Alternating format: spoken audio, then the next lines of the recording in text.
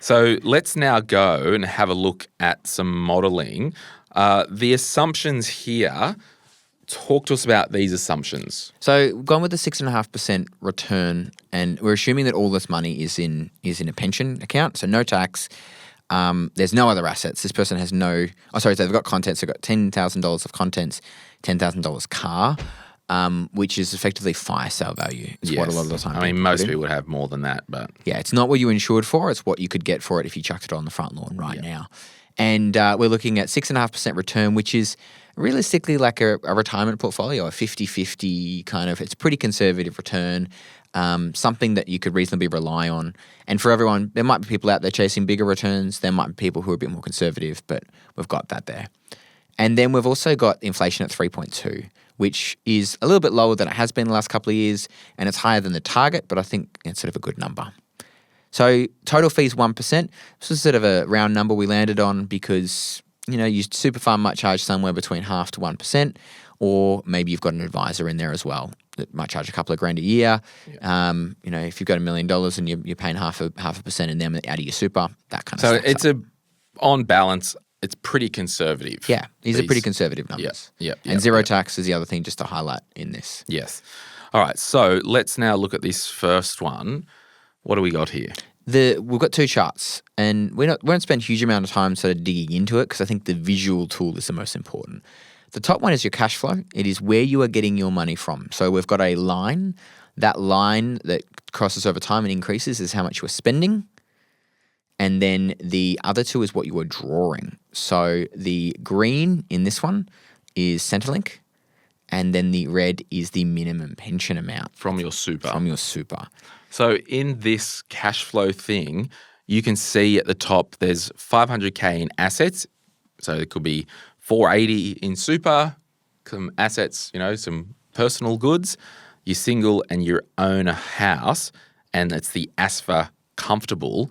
You can see Centrelink or the age pension will do a lot of the heavy lifting, and it will be topped up with your own superannuation pension payment. Yeah, and you'll notice in that top one, like Centrelink does more and more of the heavy lifting. Yeah, as your assets decline. And it's going to be indexed as well. Yes. So for a lot of people, this is what's more realistic. Have you indexed the Centrelink stuff? Centrelink is indexed, yeah. So that's, it keeps pace with inflation. Yes.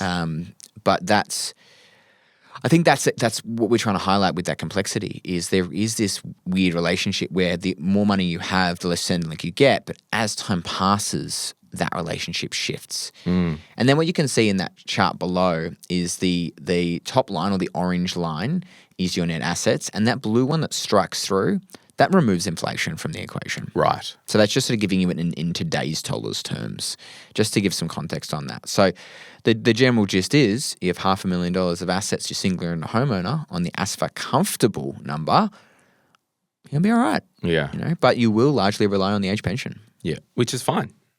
All right, now if we go 500K assets, couple homeowner. So this is mil assets single. Oh, sorry, yes. Yeah. We'll go to that one in a second. Yeah. Mil assets single. So you can see, and my software decided to change the colors, which makes it very confusing for everyone. But you can see in that top chart, it looks a little different. So now the income is almost entirely coming from their pension account until, what's that, 2038? Yeah, well, you get some rats and mice in at 2036. It's a bit far away from my eyes. Yours is a bit further away. And then you can see it kind of starts creeping up. Yeah. And what you'll also notice is you can see the amount step a little bit. There's kind of little jumps. That's that increase in minimum amount. So the drawdown minimums. Yeah. So you'll notice that the line, what you spend is higher than what you're drawing. It's still assuming you're topping up your income. That number is just the minimums, just to give the bit of a feel for that. Yeah. But again, the shape is largely the same. It's you're eating into your assets over time, a little bit less steep than the other one. So if we go back here, if we look at that gold line, which is the expenditure, it's basically the same. But this first one here with the lower assets as a single, Centrelink's doing the heavy lifting. We go to the next, and it's obvious. Yeah. You're a self-funded retiree. for the next 1, 2, 3, 4, 5, 6, 7, 8, 9, 10. So if you retired at 67, you're not knocking on Centrelink's door for another 10 years. Yeah. Unless you decide to, draw 500 down, upgrade the house, get a bigger house, and then things change again. Yeah. And maybe you aren't spending the amount anymore. Maybe you're spending less. We tend to find after that first 5 years, people do spend less. They get more comfortable. And until things like health and stuff starts coming in. Yeah. All right, let's have a look at the couple with the assets of 500K, homeowner, and the AS for comfortable, which is the 50,000, 70,000 a year. So not as nice a story. Ish. Yeah, okay. Because what we're looking at here is the income keeps going up, but you can see the pension runs out. So in that top chart, when that green disappears, there's no more money. No more of your money. More your money. They're just living on the age pension. Yeah, and that's the thing here. When you look at these slides, you'll see income, Centrelink, pension, and then the green is income pension. The one that doesn't have Centrelink is your own super pension. Yeah.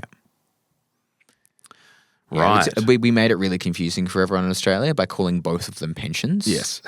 One's a Centrelink pension and one is a account-based pension. Could have just said income stream and changed the whole dynamic, but we decided not to. So, so for those listening at home, obviously it's a bit harder to think about, but what's effectively happening here is that this couple is running out of money if they maintained that level of expenditure. Which is okay because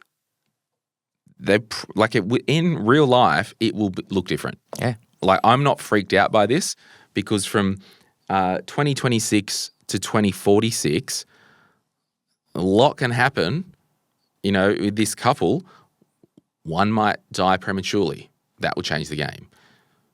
If you own your house outright and you've got $500,000 of assets, either you've been living really, really well, or you're quite modest anyway. Yeah. But in this scenario, we're assuming this couple is spending $1,420 a week. So maybe they will in the first couple of years. Maybe they'll spend $1,000, but they'll go on a couple of holidays. But then, as life changes, as they get less mobile, traveling overseas, we'd love to, but it's just too hard.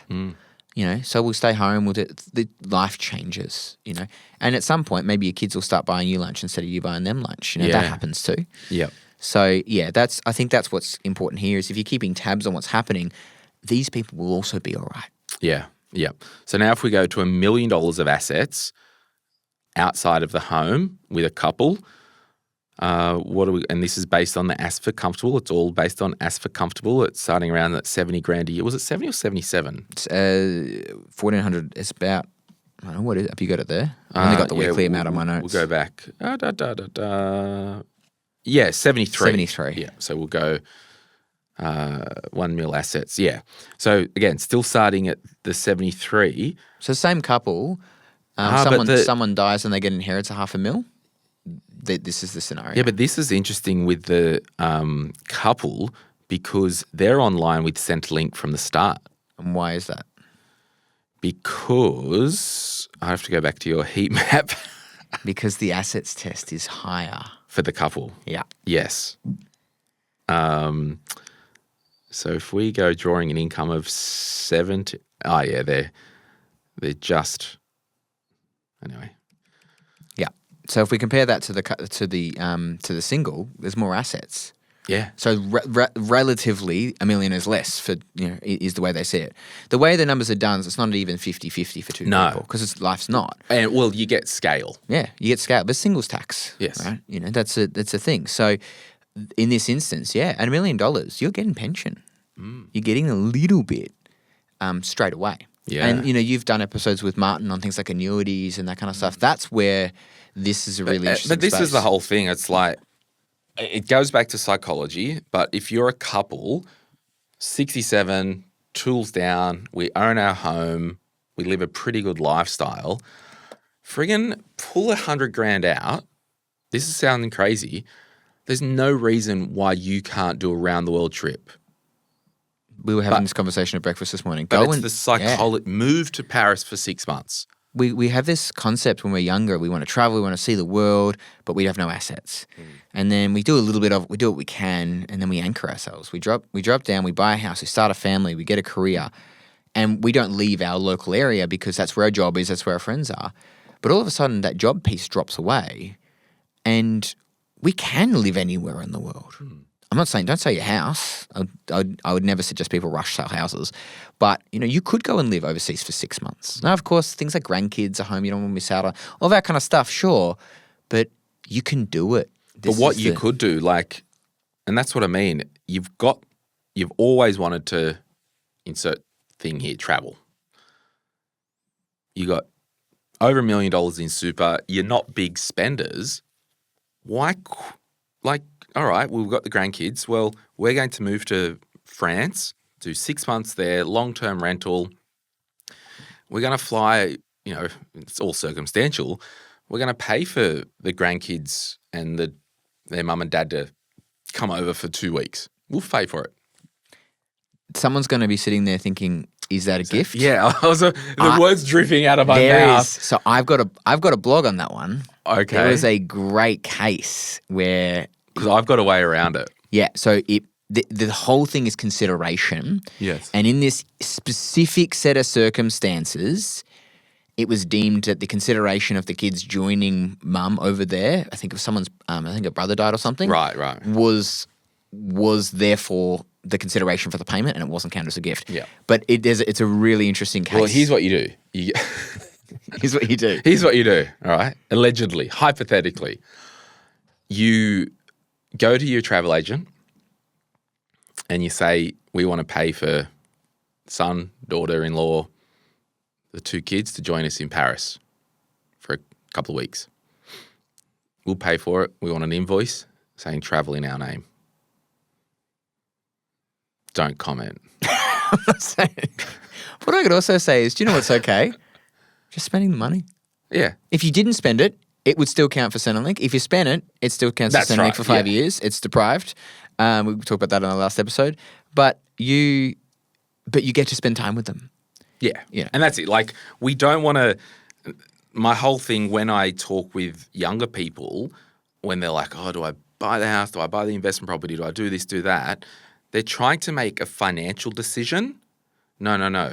We need to make a lifestyle decision. What do we want to do? We want to do this.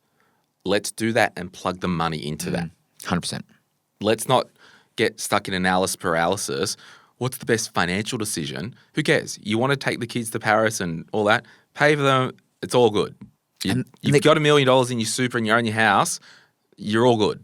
The counter to that too is sometimes I don't want to run out of money, but also I want to leave a good inheritance. Do you know what the kids would love? Walking through the streets of Paris with you. Nah, I'd rather mum and dad give me friggin' 50 grand. Go and do it yourselves. Just give me the cash. Maybe, but you know what? You might like walking through the streets of Paris with them and you can drag them along. Who's going to say no to that trip? I'll just take the cash, mum. All right. So now let's have a look. And this is where everyone was like, do an episode where Centrelink's not involved, self-funded.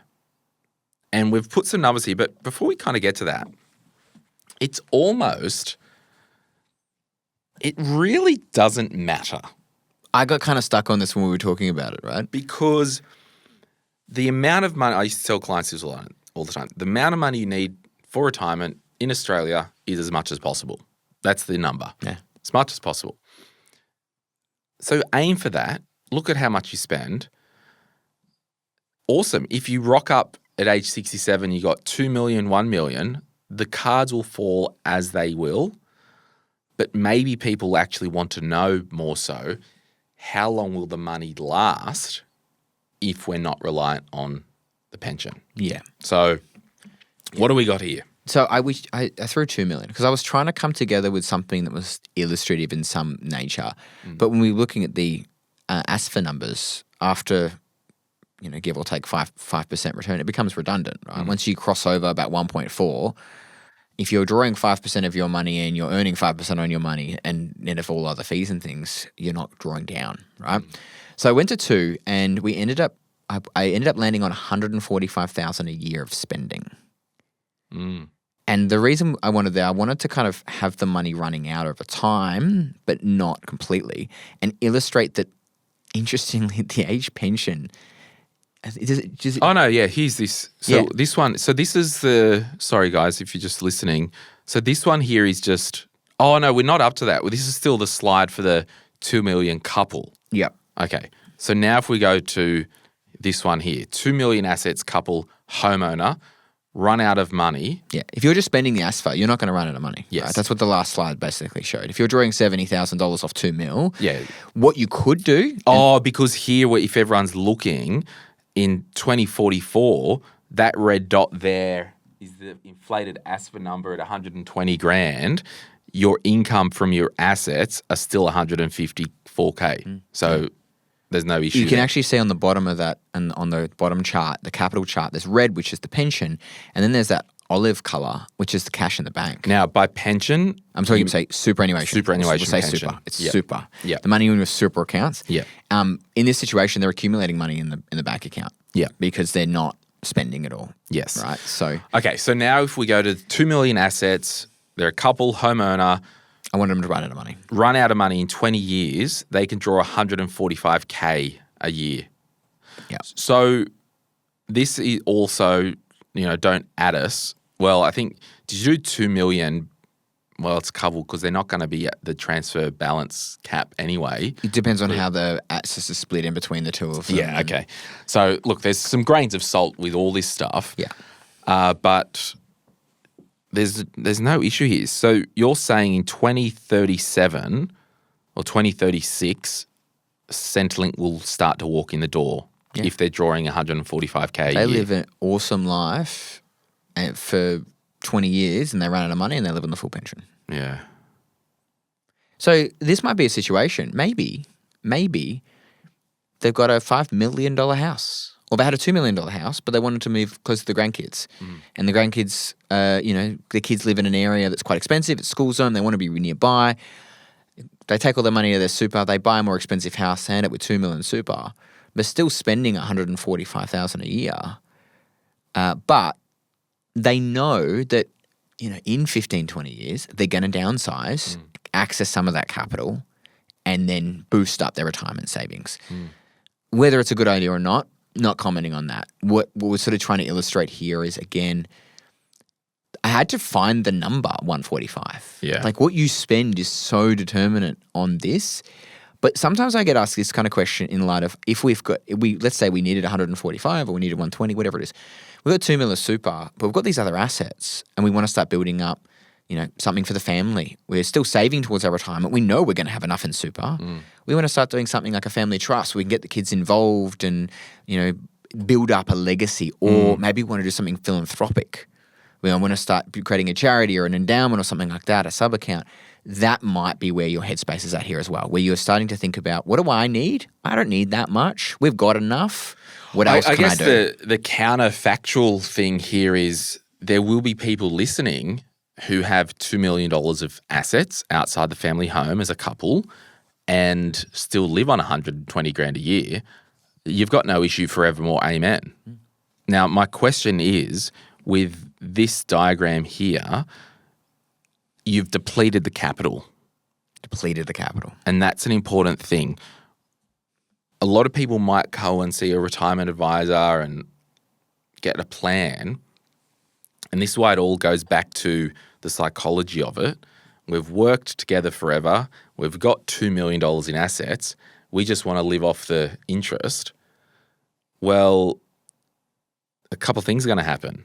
If you don't deplete the capital, you will potentially need to live off less. If you don't deplete the capital, Centrelink will never walk in the door, which is fine. We don't need it to. But these are just the moving plates that happen with the psychology, the actual amount in savings or in super, the actual spending. But there would be people listening who are relatively wealthy. Like, I had a lady email and whinging about, I got quoted $7,500 for financial advice. It's too expensive. I looked at her profile. She had 5 properties and friggin' $3 million of assets. I'm like, well, what do you want? Like, it's the psychology. Yes, $7,500 is a lot of money. However, you've got $5 million. I think about when I talk to divorcees who don't handle the money and have never handled the money. It's quite common the kind of clients I work with are financially disempowered. They've never bought anything, and they'll come to me for a plan, and it might be $8,000 or $10,000, and they'll be, and they'll sort of a bit of a pause, and I'm like, when was the last time you spent $8,000 on anything? Maybe never. Literally never. But then flip it around. You go to buy a house. It's a $2.5 million house. You'll pay You're bumping $50,000 in stamp duty without blinking. Or you'll just, at the auction, Yeah. go up 20 grand, go up 20 grand, go up 20 grand. That relativity is just, that's the psychology of that connection. It's really interesting, right? Yeah. And I suppose a lot of this sort of stuff, the last thing I'll notice in that psychology piece is we've assumed the same return every year. And so maybe something to think about on top of this is if we had a GFC, would you still be okay? Like that's the kind of stress testing you can do. But that's where if you're working with an advisor, they'll be able to show you the modeling. So you could literally open your laptop now. Do you want to do it? Or is it not? It doesn't do it with Plutosoft. It's not that good. Yeah, okay. Either way, your advisor will be able to go, you've got, because it all goes back to how much do you need to live on per year. Forget the lump sum amount. Okay, all right, if you want 120 grand a year for the next 20 years, we need to take some more risk because we need a higher investment return. You might not be willing to do that. Or if you needed 1.5 and you've got 2, it's a principle of mine. Can we achieve this with less risk? Yes. Can you go down the risk chain? Yeah. Can you have a little bit more in cash? Yeah, it's not going to get you a better outcome. We want as much as reasonable. But it makes you more comfortable because you've got, no matter what, 5 years of income sitting in cash. Markets do what they may. Yeah.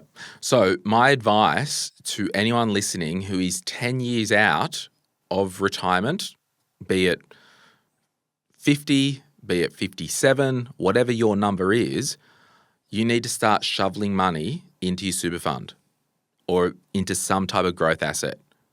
Yeah. It could also, don't at me, but it could be we've got to attack that mortgage. Well, I'm a big mortgage guy. You are, because we actually talked on the last episode. Remember we did at the hotel in Melbourne? The one before that, yeah.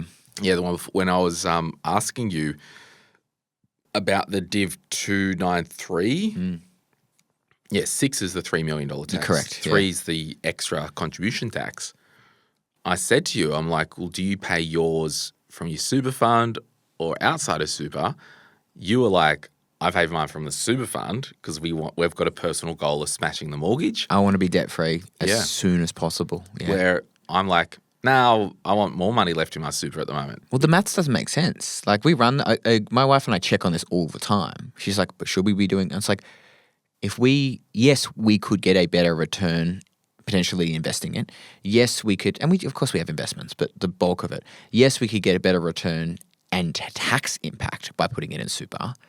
And each June we decide if we're going to chuck some extra money in. But once I own my house, I own my house. And there is something so uniquely powerful to me, and less so my wife, it's more my drive, about owning your own property. And then the risks you can take on don't matter as much. But it also is a different discussion if you're 60 and still working and still have a small mortgage and you want to retire at age 65, it's a different discussion because can literally be some really good tax 100%. savings. Yeah, I can't get my super for 20 years, something years. That's right. So for you, it's a judgment call, but everything in personal finance is a judgment call. And that's why every single person listening, if we did some modeling based on your situation, there would be, if there's 5,000 people listening to this clip now, there's 5,000 different models. Because I can tell you everyone has a completely different circumstance. When I do this kind of work, I'll run a scenario where we focus on super. I'll run a scenario where we focus on debt. I'll run a scenario if we take on more debt. And sometimes I'm surprised when I walk through the numbers and the variables that would need to occur or not occur. Sometimes I get surprised when people are like, you know what, I just want to pay off that loan for a bit longer.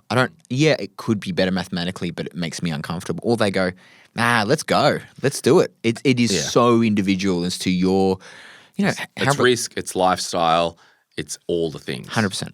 And it's the dance with it's like, friggin', we've all had friends that have dropped dead. It's like, okay, stuff this. Life's too short versus we've got to plan for the future. Yeah. It's always a balance. Nathan Fradley, we'll put your website. What's your business called? Fradley Advice. Oh, that's what I really, thought. it's really inventive. Yeah. I had all these different names when I was coming out with it, and then one of my friends was like, just name it after you. Fradley Advice. It's easy. Yeah. And I must stress, like Nathan really only talks with complex needs, and usually complexity is coupled with potentially higher net worth, potentially higher fees to the advisor. And I won't put you out to dry on like your type of minimum fees, but that's why I just really want to say, you know, if you do want to reach out to Nathan, have a chat. Don't be surprised if you're not the right fit for his business, and he can send you back to the Retire Right website. So last year of people who inquired, more than half of them I referred to another advisor. Yeah. But I will always have the conversation. Okay, cool. And I always help people get to the right place. Yeah. And that's, I think, key. Yeah, sweet. Well, you can, can you send this video to somebody who you might think could benefit from this information? But those slides are really powerful. Thanks so much for coming on Retire Advice. What's it called? Retire Advice? Or Retire Right? Retire Right. That'll do. That will do. We'll see you soon, mate. Bye. Hey, it's Glenn here. Thank you so much for watching today's video. You made it to the end. Can I ask a favor? Can you hit that like button and maybe hit subscribe if you want to get notified when we release further videos just like this one, whether you watch the Money, Money, Money podcast or Retire Right. And remember, if you want to learn more about investing, I've got an investing book, The Quick Start Guide to Investing, and there's a link in the description to get your hands on a copy. Thank you so much. Bye.